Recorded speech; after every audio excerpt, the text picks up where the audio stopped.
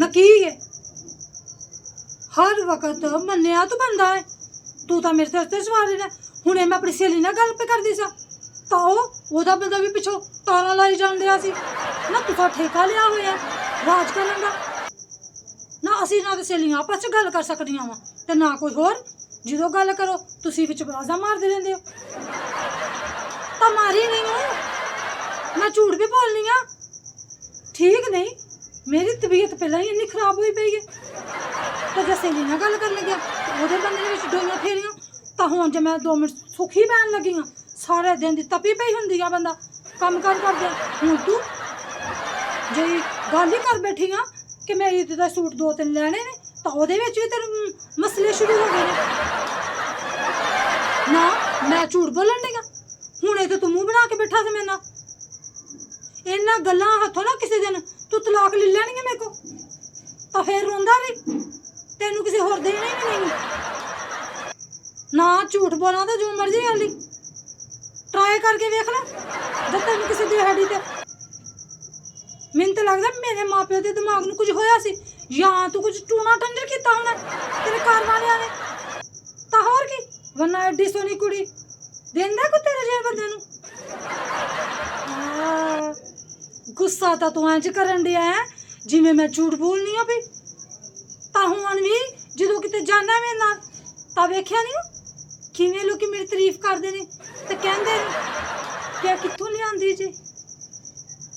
किवें तुहाडा विआह होया तां पूरी स्टोरियां नहीं पुछदे तुहाडे कोलों की तां किते ले टुर जावां ते हर कोई मैनू ते तैनूं गोड़ना नहीं देंदा ते फिर पुछदे ने है कौन है ते फिर तुसीं बड़े प्यार नाल कहंदे हो ए मेरी बेगम है बड़े फखर नाल कहंदे हो हाँ ते लोकां दा ते हासा निकल जांदा ਜਦੋਂ साडी जोड़ी नहीं लेंदे ने ना तू कहदे तो मेरे नाल मुंह हुण बनाण दिया तां मैं झूठ बोलिया नहीं नहीं नहीं नहीं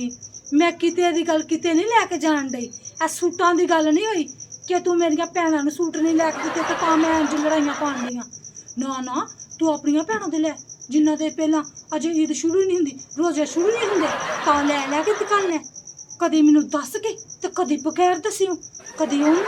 भैणां तैनूं मैं पैसे घल्लन लगा तू चीज़ भी कपड़े ले लैं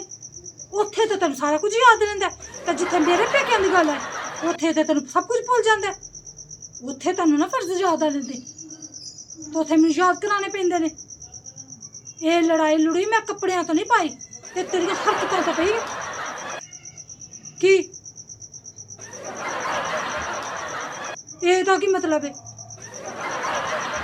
ध्यान नाल मेरी गल सुन जा तू मेरी गल मननी है तो ठीक है मैनू भी सूट दो ज्यादा नहीं मैं कहती मान गई दो मेरी माँ दे ते दो छोटियां आहो दोवां भैणां दे हाँ ते एक मेरी सहेली दा साफ गल ही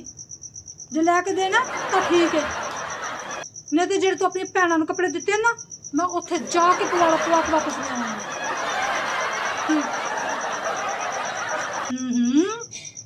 तां तेरे ते मैं यकीन भी कर लिख दे